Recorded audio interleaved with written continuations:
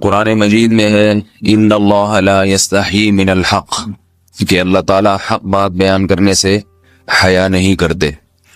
حدیث میں بھی بعض ایسے مسائل کو اللہ کے رسول نے بیان کیا ہے صلی اللہ علیہ وسلم نے جو بظاہر حیا کے خلاف ہیں، مگر اس لیے بیان کیا کہ اگر آپ صلی اللہ علیہ وسلم بیان نہ کرتے تو لوگ ان بے شرمی کے کاموں میں مبتلا ہو جاتے۔ اسی وجہ سے میں بھی ہمت کر رہا ہوں کہ ایک اور ایسا گناہ جس میں لوگ مبتلا ہیں اور وہ ہے حیا کے خلاف، مگر ہے بہرحال شریعت کا مسئلہ اور لوگ اس میں گناہ میں مبتلا بھی ہیں، اس لیے بتانا ضروری ہے۔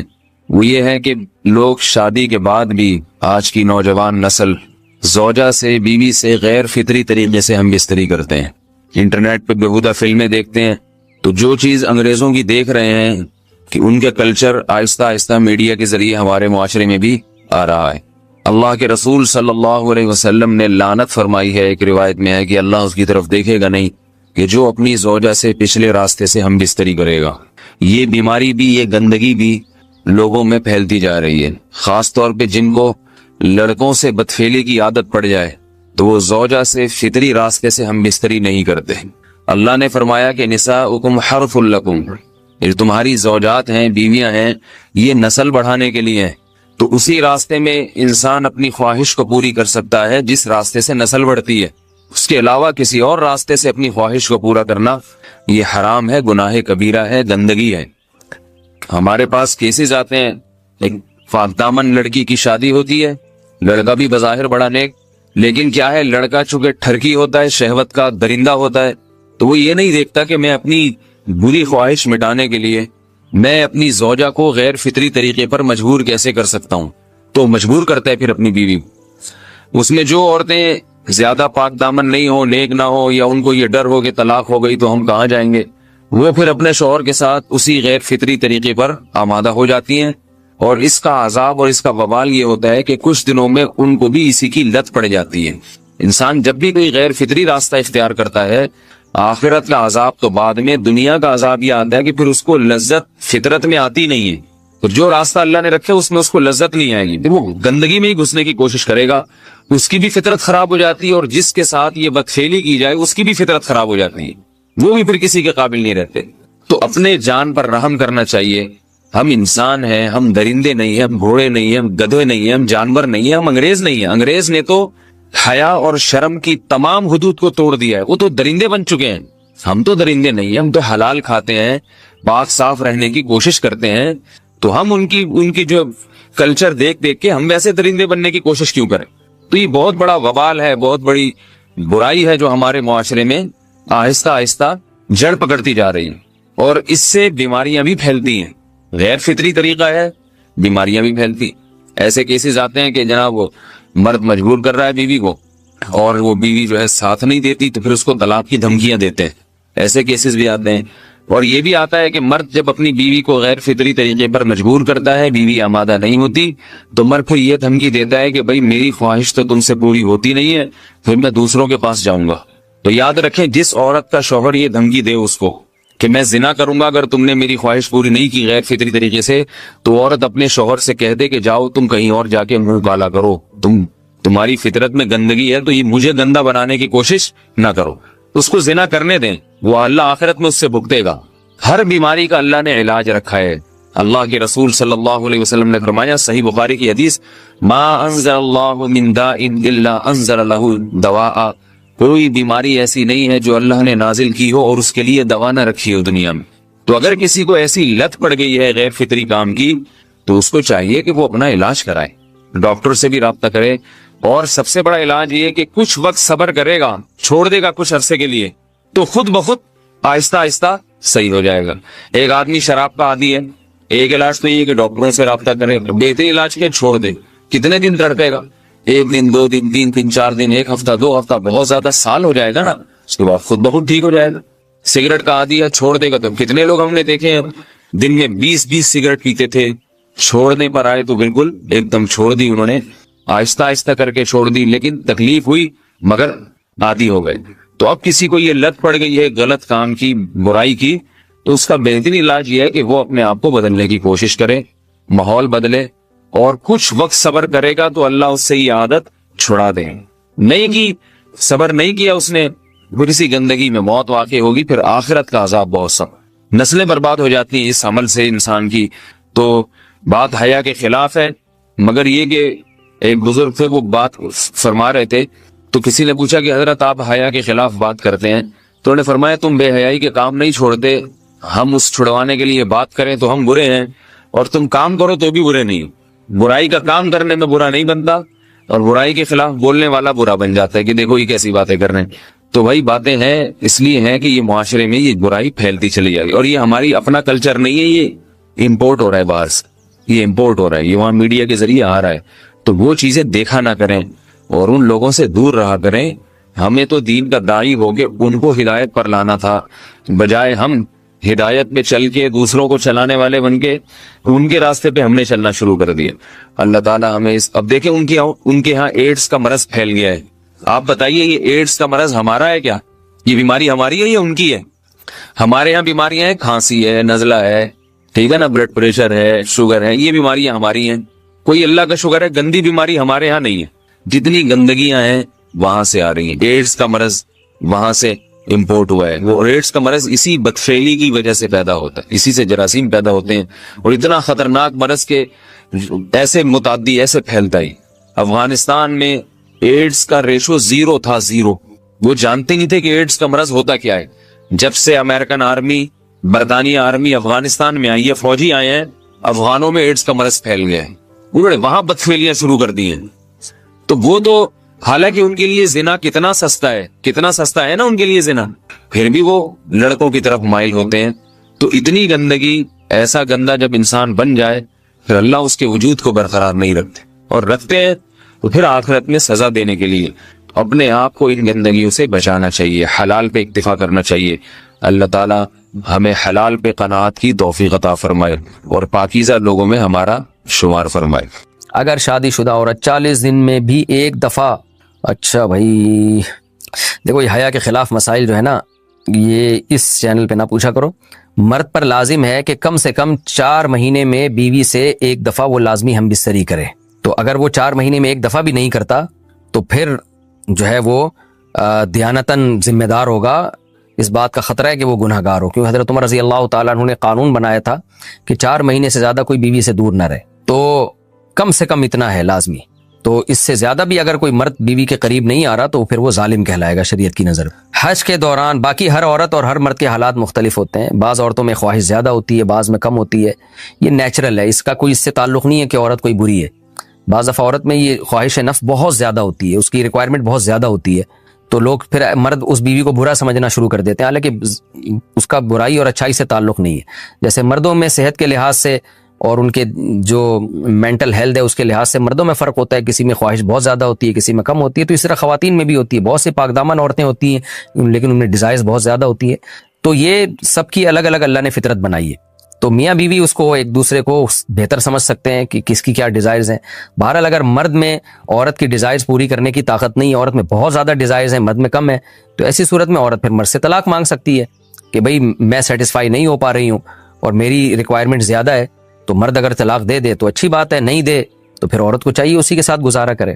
ہاں اگر 4 مہینے تک بھی مرد بیوی کے پاس نہیں آتا ہے تو پھر مرد پر لازم ہے کہ عورت کے مطالبے پر اس کو وہ چھوڑ دے، کیونکہ پھر تو جوان عورت کو بہرحال گناہ کا خطرہ ہے۔ جسمانی تعلق نہ رہنے سے نکاح پر اثر۔ لاہور سے کسی نے پوچھا اگر میاں بیوی کا آپس میں کوئی جسمانی تعلق نہ ہو تو کیا نکاح پہ کوئی فرق پڑے گا؟ نہیں، اس سے کوئی فرق نہیں پڑتا، جب تک شوہر طلاق نہیں دے گا نکاح ختم نہیں ہوگا۔ یا اگر شوہر جان بوجھ کر بیوی کا حق ہی ادا نہیں کرتا اور 4 مہینے سے زیادہ اس سے ریلیشن قائم نہیں کرتا اور بیوی بھی جوان ہے، اس کو گناہ کا خطرہ ہے، تو پھر وہ عدالت میں کیس کر سکتی ہے، اور پھر اس کا ایک پروسیس ہے، کس طرح سے نکاح ختم ہوگا تو اس پروسیس کو فالو کر سکتی ہے وہ۔ تو خلاصہ یہ ہے کہ شوہر گناہ گار تو ہوگا کہ اس میں طاقت بھی ہے اور بیوی بھی جوان ہے، تو وہ کیوں اس کا حق ادا نہیں کر رہا، لیکن نکاح خود بخود ختم نہیں ہو جاتا۔ بیوی بچوں سے کتنا عرصہ دور رہ سکتے ہیں؟ بندہ کام کی وجہ سے 2 سال ملک سے باہر رہتا ہے، کوشش کے باوجود چھٹی نہیں ملتی، کیا اتنی دیر بیوی بچوں سے دور رہنا جائز ہے؟ نامعلوم۔ اوئے ہوئے ہوئے ہوئے بھائی دیکھیں، ایک تو ہے حضرت عمر رضی اللہ تعالیٰ عنہ کا مشہور واقعہ ہے کہ آپ نے کچھ خواتین سے پوچھا تھا کہ عورت کتنا صبر کر سکتی ہے مرد کے بغیر، تو بعض صحابیات نے بتایا کہ 4 مہینے. تو حضرت عمر نے قانون بنایا کہ جو مجاہدین محاذ جنگ پہ لڑ رہے ہیں 4 مہینے سے زیادہ دور اپنی بیویوں سے نہیں رہ سکتے. تو اس اصول کا تقاضا یہ ہے کہ وہ زمانہ بھی پاک دامنی کا زمانہ تھا، نیک لوگ تھے، تو اصول یہی ہے کہ 4 مہینے انتہا ہے عورت کے صبر کی. تو ایک نارمل عورت کے لیے اس سے زیادہ صبر کرنا مشکل ہوتا ہے، تو اس لیے بہتر یہی ہے، قانون یہی ہے کہ 4 مہینے سے زیادہ دور نہیں رہنا چاہیے. اور قرآن نے بھی یہ حکم دیا ہے کہ اگر کوئی قسم اٹھا لے کہ بیوی کے پاس نہیں جائے گا، قسم اٹھا لے، ایسا ہی نہیں بلکہ قسم اٹھا کے، تو پھر 4 مہینے میں طلاق واقع ہو جاتی ہے. بعض فقہا کے نزدیک عورت کو طلاق کا اختیار ہو جاتا ہے عدالت کے ذریعے، بعض کے نزدیک ہو جاتی ہے طلاق. تو اس سے بھی پتہ چلتا ہے، قرآن سے بھی اشارہ ملتا ہے کہ 4 مہینے جو ہے یہ ایک انتہائی مدت ہے ایک نارمل عورت کے لیے. تو اس زمانے میں تو اس کی اہمیت اور زیادہ بڑھ گئی ہے. وجہ اس کی ہے کہ بے حیائی، موبائل، انٹرنیٹ پر بیہودہ چیزیں، یہ سب چیزیں انسان کی شہوت کو بڑھاتی ہیں، مرد کی بھی اور عورت کی بھی. تو اس لیے بھائی میں تو آپ کو مشورہ نہیں دے سکتا کہ آپ 2-2 سال بیوی سے دور رہیں. میں بدگمان نہیں ہو رہا، بہت سے لوگ 4-4 سال دور رہتے ہیں، ان کی بیویاں بھی پاک دامنی کے ساتھ زندگی گزارتی ہیں، خود بھی بڑے نیک شریف بن کے زندگی گزارتے ہیں. بہت سے ایسے لوگ الحمدللہ ہمارے معاشرے میں ہیں. لیکن بہرحال اس کلچر کو، اس رواج کو فروغ نہیں دیا جا سکتا، اس کو اپریشیٹ نہیں کیا جا سکتا شریعت کے لحاظ سے بھی، عقل کے لحاظ سے بھی. 2 سال تک مرد کے لیے صبر کرنا کتنا مشکل کام ہے. وہ کھا بھی رہا ہے انڈے پراٹھے اور جناب کھانا پینا اسی سٹائل میں چل رہا ہے، یا تو روزے رکھ کے اپنے آپ کو آدھا کر دیا اس نے.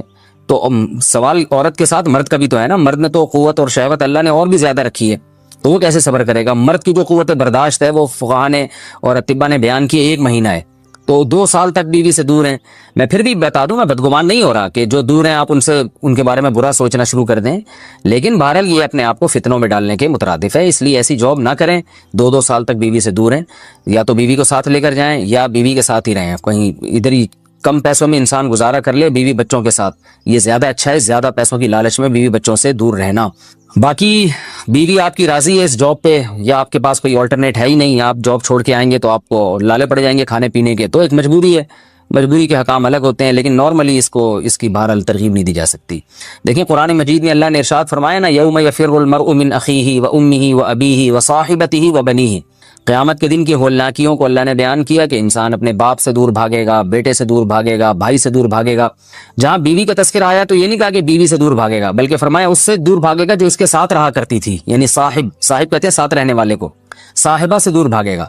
تو اس سے پتہ چلتا ہے کہ قرآن میں اللہ نے بیوی کو جو ڈیفائن کیا ہے نا، اس کی جو صفت بیان کی ہے وہ یہ کہ جو آپ کے ساتھ رہتی ہے. تو جب شادی ہو گئی تو سمجھو بیوی پھلترو کی طرح چپک گئی ہے آپ کے ساتھ، جہاں جاؤ گے آپ کے ساتھ جائے گی. تو قرآن سے بھی اشارہ ملتا ہے کہ بیوی سے ساتھ رہنے کی چیز ہے. اب آپ 2-2 سال، پھر ایک دفعہ تھوڑی ہوتا ہے کہ 2 سال کے لیے چلے گا 2 سال بعد واپس آئے. جو باہر جاب کرتے ہیں وہ تو پھر آئے 1 مہینے بعد پھر 2 سال کے لیے چلے گا، ان کی تو ساری جوانی باہر ہی گزر جاتی ہے. تو اس لیے مجھے یہ بہرحال سمجھ میں نہیں آتا ہے. شریعت کی روح سے یہ پسندیدہ کام نہیں ہے. بہت سخت مجبوری ہے تو ایک الگ بات ہے، لیکن اچھا کام نہیں ہے. غربت میں انسان بیوی بچوں کے ساتھ گزارا کر لے، یہ زیادہ بہتر ہے اس دولت سے جس میں انسان بیوی بچوں سے ہی دور ہو. کیا کرنا ہے ایسی دولت کا کہ آپ اپنے بیوی بچوں سے گھر بار سے دور ہیں. انسان جو شریف آدمی، عزت دار آدمی، اس کو تو گھر میں سکون ملتا ہے بھائی. عورت کا شوہر کے بغیر سسرال میں رہنا. اگر شوہر کام کے لیے گھر سے دور ہو، بیوی سسرال میں شوہر کے بغیر رہتی ہو، پردے کا کوئی لحاظ نہیں ہے، اس صورت میں بیوی کے لیے کیا حکم ہے؟ شوہر کے ساتھ رہے یا سسرال میں؟ اگر شوہر ساتھ نہیں رکھتا بلکہ اپنے گھر والوں کے ساتھ رہنے پر مجبور کرے تو بیوی کیا کرے؟ طارق صاحب اسلام آباد سے. دیکھیں شوہر اگر جاب کے لیے گیا ہے 8-8 مہینے 1-1 سال بعد گھر آتا ہے، تو اصل مسئلہ تو یہ ہے کہ جہاں شوہر رہے گا بیوی وہیں رہے گی. شوہر کو چاہیے کہیں بھی گیا ہے اتنے لمبے سفر کے لیے تو بیوی کو ساتھ لے کے جائے. اس پر میں کئی بار دلائل دے چکا ہوں، قرآن سے بھی حدیث سے بھی، ان دلائل کو میں ریپیٹ نہیں کروں گا. اس میں شوہر کو بھی فائدہ ہے، بیوی کا بھی فائدہ ہے. گناہ سے دونوں بچیں گے، فتنے کا اندیشہ کم ہوگا. اتنے عرصے اس دور میں بیوی سے دور رہنے میں انسان میں خطرہ ہوتا ہے کہ گناہ میں مبتلا نہ ہو جائے. اور پھر بیوی کے ساتھ ایک نوعیت کی ظلم اور زیادتی بھی ہے کہ آپ 8-8 9-9 مہینے اس کو چھوڑ کے چلے جاتے ہیں، تو یہ یعنی اس کی بیچاری کی بھی تو جوانی ساری برباد ہو جاتی ہے، پوری شوہر کے بغیر جوانی گزرتی ہے. تو اس لیے اصل حکم تو یہی ہے، شوہر جہاں رہے گا بیوی اس کے ساتھ رہے گی. لیکن بعض غریب لوگ ہوتے ہیں، ان کے پاس وسائل نہیں ہوتے، سعودی عرب میں مزدوری کی جاب کر رہا ہے، وہ بیوی کو ساتھ رکھ نہیں سکتا. اگر رکھے گا تو خرچے اتنے بڑھ جائیں گے کہ وہ کمائے گا کیا پھر. بعض لوگ مجبور ہوتے ہیں، دبئی میں رہ رہے ہیں، کہہ رہے فلیٹوں کا کرایہ اتنا ہے، بیوی کو یہاں رکھا تو بھائی ہم بچے گا ہی کچھ نہیں ہمارے لیے. تو ایسی شدید مجبوری میں پھر میاں بیوی کمپرومائز کر سکتے ہیں، بھائی میں مجبور ہوں، کمانے کے لیے جا رہا ہوں، تمہیں بھی پتا ہے میں اگر یہاں رہوں گا تو وہی کھانے کے لالے پڑیں گے، تم ہی مجھے تنگ کرو گی پھر. تو ایسی صورت میں پھر بیوی سسرال میں رہے یا میکے میں رہے. तो उसूल तो ये है कि जहां शौहर चाहता है वहां रहे, उसूली बात तो ये है, क्योंकि जब रुखसत होके आ गई है वो ससुराल की अमानत है ना। हर आदमी चाहता है कि भाई मेरी बीवी मेरे वालिदैन के साथ रहे, यही हमारा कल्चर है और शरीयत में इसके नाजायज होने की कोई दलील भी नहीं है। और मियाँ बीवी के बहुत से मामलात उर्फ मुतय्यन करता है, तो हमारे उर्फ में यही होता है कि बीवी फिर ससुराल में रहती है, रुखसत होके आ गई है वो। तो इसमें असल हुक्म तो यही है कि शौहर जहां चाह रहा है वहां रहे। अगर शौहर चाह रहा है कि मेरे माँ बाप के साथ रहो, तो फिर औरत को जायज चीजों में शौहर की इताअत उस पर लाजिम है, उसको चाहिए कि वो शौहर के वहां रहे जहां उसके माँ बाप है। लेकिन अगर वाकई ससुराल में उस पर जुल्म हो रहा है, बहुत ज्यादा बेपर्दगी हो रही है एहतियात के बावजूद, या खुदा न ख्वास्ता जवान देवर है, खतरा है खुदा न ख्वास्ता, आमतौर पर हमारे मुआशरे में ऐसा खतरा होता नहीं है, खैर अल्हम्दुलिल्लाह गालिब है, लेकिन बाज दफा खतरा भी होता है, देवर जवान है, खतरा है, ज्वाइंट फैमिली है, तो फिर औरत ससुराल में नहीं रहेगी, फिर वो शौहर की गैर मौजूदगी में अपने वालिदैन के घर रहेगी।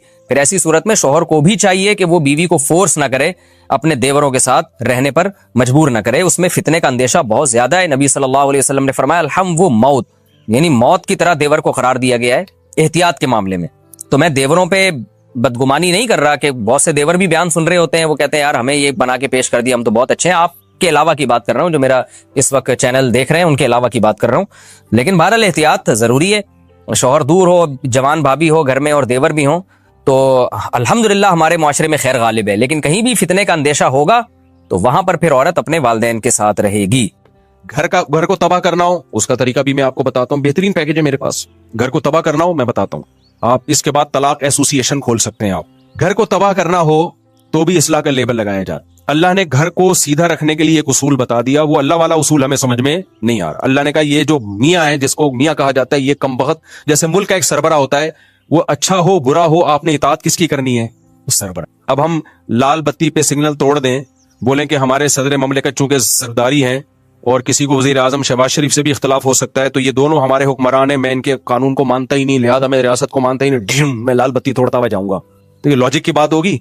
भाई रियासत अच्छी हो बुरी हो, आपने इंतजामी चीजों में हुकूमती लॉ को फॉलो करना है आपने। तो घर भी एक इस्लाम कहता है कि स्टेट है, एक रियासत है। मियाँ कभी अच्छे होते हैं, कभी मियाँ बुरे होते हैं, लेकिन सरबरा रहता है वो कमबख्त। औरत ये कह के अपने शौहर की इताअत से जान नहीं छुड़ा सकती कि मेरा मियाँ अच्छा नहीं है। चलेगी भाई घर में किसकी? मियाँ की। अब खवातीन को इस्लाह के नाम पे फसाद में डाला जाता है। नहीं, ये क्या लगता है तुम्हारा, जितने इसके हुकूक हैं उतने ही तुम्हारे हुकूक हैं। बहुत सारी चीजों में रुकावट है, बहुत सारी। मैं एक क्या नाम लूंगा ना तो बहुत लंबी चौड़ी फहरिस्त है इसकी। बास केस हमारे पास आते हैं, बेगम साहिबा ने शौहर को 10 साल हो गए करीब ही नहीं आने दी। भाई करीब ही नहीं आने दिया उसको, क्योंकि कोई फिजिकल प्रॉब्लम है बेगम में, उसको ख्वाहिश ही नहीं है, तो वो मियाँ घूम रहा है, वो जिना भी नहीं करता। बेगम ने कहा दूसरी शादी कर लो, कह रहे मेरे पास पैसे ही नहीं है, ना मुझे कोई रिश्ता देगा, ना मेरे पास घर का इंतजाम है। तो अब बताओ सोसाइटी में फसाद, घर में फसाद होगा कि नहीं होगा? फिर वो गुस्से में आके बेगम को थप्पड़ मारता है, तो बच्चे बड़े हो गए हैं, वो देख रहे हैं मेरा बाप मेरी माँ को बोलो मारता है। फसाद बेगम मिचा रही है, बदनाम कौन हो रहा है? बदनाम मियाँ हो रहा है। वो कह रहा है भाई मैं जिना की तरफ जा रहा हूँ। अगर औरत थोड़ी कुर्बानी दे दे, जो शरीयत ने हुक्म दिया, नबी सल्लल्लाहु अलैहि वसल्लम ने फरमाया जब मर्द बीवी की तरफ आना चाहे तो हदीस का मफहूम है बीवी के पास उसको रोकने का राइट बोलो नहीं है। कोई बीमारी हो तो एक अलग बात है। तो ऐसा फसाद घर में, बेटे बाप के बागी हो गए, बच्चियां बाप की बागी हो गई। वो बेचारा सारी जिंदगी कमा कमा के खिलाया, घर बनाया, गैस बिजली का बिल दिया, शेल्टर दिया, और आखिर में जलील भी खुद ही हो गया। यही मामला उल्टा भी होता है, उल्टा भी मामला होता है। अल्लाह ने मर्द के जिम्मे लगाया, बेसिक नान नफका कौन देगा औरत का? बोलो मर्द देगा। घर में बात करेगा, तमीज से बात करेगा। बाज लोग घर में जब आते हैं तो ऐसे जैसे चंगेज खान ने बगदाद पे हमला कर दिया, बेसिक नान नफका नहीं उठा रहे, बेगम का जेवर बेच के बोलो खा गए।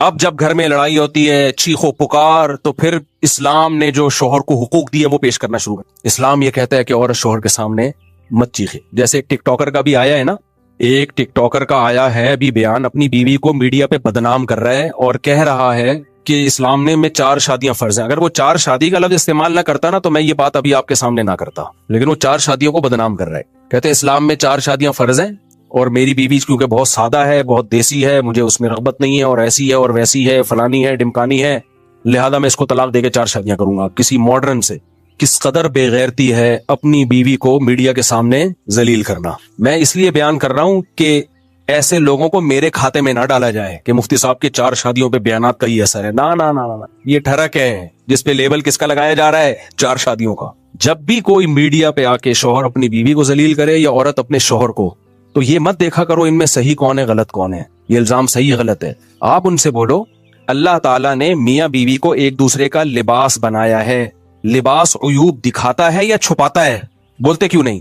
کس قدر بے غیرتی بے شرمی کی بات ہے. آپ دنیا کے سامنے آ کے اپنی بیوی کو ذلیل کر رہے ہو, دنیا کے سامنے آ کے بتا رہے ہو وہ ایسی ہے وہ ویسی ہے. کوئی شرم نہیں ہے آپ کو؟ اور پھر لیبل آپ لگا رہے ہو اسلام کا کہ اس کو میں چھوڑوں گا اور 4 کروں گا کیونکہ اسلام نے آپ کو اس کی اجازت دی ہے کہ آپ اپنی پردے دار بیوی کو دنیا کے سامنے ذلیل کرو. تو ایسے لوگوں کا بائیکاٹ کرنا چاہیے.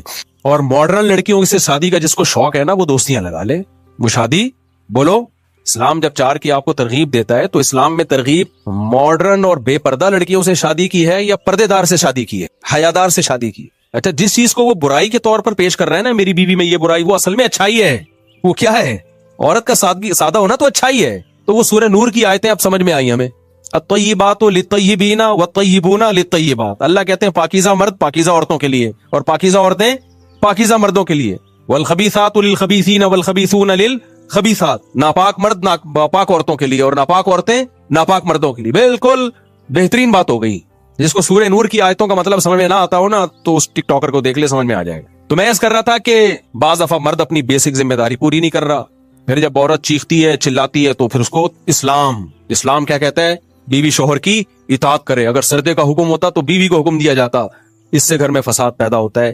بھائی بات کچھ اور ہے, آپ اس پہ لیبل کچھ اور لگا رہے ہو. تو خوب سمجھ لو اس پوری بات کا حاصل کیا نکلا کہ اپنی ذمہ داریوں کو نہ پہچاننا اور پھر ان ذمہ داریوں کو ادا نہ کرنا, یہ فساد کا سب سے بڑا سبب ہے. سمجھتے ہو کہ نہیں سمجھتے؟ آپ کو پتا ہونا چاہیے میری ذمہ داریاں. آج کل لوگوں کو پتہ ہی نہیں میری ذمہ داریاں کیا ہیں. میری ذمہ داریاں کیا ہیں؟ جب آپ کو اپنی ذمہ داری ہی کا نہیں پتا تو آپ کو کیسے پتا چلے گا صحیح کون ہے غلط کون ہے؟ دیکھو ایک میں مثال دیتا ہوں. ایک بندہ آیا آپ کے پاس اور کہنے لگا 1 لاکھ روپے آپ مجھے دے دو. آپ اس کو منع کر دو گے تو کیا یہ ظلم کہلائے گا؟ نہیں کہلائے گا, کیونکہ آپ کو پتا ہے میں کوئی ذمہ دار تھوڑی ہوں اس کو 1 لاکھ روپے دینے کا. لیکن اس نے کوئی پرانی فائل نکالی اور اس نے کہا کہ آپ نے فلاں چیز مجھ سے خریدی تھی اور پیسہ دینے آپ بھول گئے تھے, تو یہ دیکھو اس کا ثبوت ہے, اور اس نے ثابت کر دیا کہ آپ کے ذمہ 1 لاکھ ہیں. اب 1 لاکھ روپے نہ دینا ظلم ہے یا نہیں ہے؟ تو نالج میں آ گیا آپ کے کہ بھائی یہ میری رسپانسبلٹی ہے, یہ میری ذمہ داری ہے, یہ تاوان ہے میرے اوپر. تو گھر میں جب کسی کو پتا ہی نہ ہو کہ میری حدود کتنی ہے, میری ذمہ داری, مجھ پر جو لائبلٹیز ہیں وہ کیا ہیں اور سامنے والی پر کیا ذمہ داری ہے, تو اس ذمہ داریوں کے تعین کے بغیر کسی گھر میں کبھی سکون آ سکتا ہے؟ بولو نہیں. اور لبرل لوگوں کے ہاں سب سے بڑا مسئلہ یہی ہے, ان کمبختوں کو بیچاروں کو پتہ ہی نہیں ہوتا کہ میری ذمہ داری کیا ہے اور میری وائف کی ذمہ داری کیا ہے. کیونکہ یہ آدھے مسلمان سوسائٹی کو لے کے چل رہے ہوتے ہیں, آدھے گوروں کو لے کے چل رہے ہوتے ہیں, نہ ادھر کے نہ ادھر کے. ان کے ہاں عورت کو آزادی وہ چاہیے جو انگریزوں کی عورتوں کو ہوتی ہے, لیکن خرچہ پورا شوہر سے چاہیے. سمجھ رہے ہیں کہ نہیں سمجھ رہے؟ حالانکہ ان کے ہاں عورت مکمل آزاد ہوتی ہے لیکن گرل فرینڈ کی طرح اپنے شوہر کے ساتھ رہتی ہے. وہ اس کو وسیم صاحب سے بھی, استغفر اللہ, یہ والے وسیم نہیں, انگریزوں کے جو مائیکل ہیں ان سے بھی اس کو ریلیشن کی اجازت ہے. اور ادھر تو شوہر ہے اس پہ وہ بھی آزاد ہوتا ہے ذمہ داریوں سے, کسی قسم کی بیوی پہ بھی پابندیاں نہیں لگا سکتا. تو اتنا آزاد ہے کہ وہ بیوی پہ پابندی نہیں لگا سکتا, لیکن بیوی اس کی رسپانسبلٹی بھی نہیں ہوتی. سمجھ رہے ہو؟ اس کے ذمہ نہیں ہے بیگم کو اپنے خرچے پہ چائے بھی پلائے, ہو بیمار ہو جائے تو اس کا علاج کرے, یہ اس کے ذمہ نہیں ہے. تو ہمارا جو سیکولر لبرل طبقہ ہے اس میں عورت کو آزادی چاہیے انگریز عورتوں والی, خرچہ چاہیے مسلمانوں والا, اسلام والا شوہر سے. اور ان لبرل مردوں کو بیوی کو باؤنڈ کرنا ہے اس طریقے سے جیسے اسلام نے بیوی کو باؤنڈ کیا ہے, شوہر کی اطاعت کرے. لیکن بیوی کے حقوق سے آزاد ایسے ہونا ہے جیسے انگریز آزاد ہیں. بنے کیوں کر جو ہو سب کار الٹا, ہم الٹے یار الٹا بات الٹی, ہم الٹے بات الٹی یار الٹا. مہتاب رائے ایک شاعر گزرا ہے, اس نے کہا میرے نام میں مہتاب میں ہم بھی الٹا تو مہ بن گیا, بات الٹی تو تاب بن گیا, رائے الٹی تو کیا بن گیا؟ یار بن گیا. تو ہم بھی الٹے, بات بھی الٹی, یار بھی الٹا. ہمارا نام میں تو ہر چیز ہی الٹی ہے, تو بنے کیوں کر جو ہو سب کام الٹا. نہیں آئی میرا خیال ہے بات. رنگی کو نارنگی کہیں تو مال کو کھویا, چلتی کو گاڑی کہیں, آگے شاعر کا نام میں بھول گیا, دیکھ کے شاعر رویا, شاعری لگا دیتا ہوں. رنگی کو نارنگی کہیں, جو اتنی کلرفل چیز ہوتی ہے نارنگی, اس کو کیا کہتے ہیں؟ جو رنگ والی ہوتی ہے اس کو نارنگی بولتے ہیں, یعنی رنگی نہیں ہے. اور تند مال جو خوب دودھ کو پکا پکا کے اس کا جو مال نکالا جاتا ہے اس کو کہتے ہیں کھویا, یعنی کچھ بھی نہیں آیا اس میں. حالانکہ اسی اصل تو یہی تھا دودھ میں, اس کے بغیر دودھ نے سب کچھ کھو دیا, لیکن اس کو کھویا کہہ رہے ہوتے ہیں. اور جو چیز ہمیشہ چلتی ہے اس کو کہتے ہیں گاڑی, یعنی گاڑ دیا زمین میں اس کو. تو کہتے ہیں جب شاعر نے یہ سب کچھ دیکھا تو رویا کہ یار یہ مارکیٹ میں ہو کیا رہا ہے.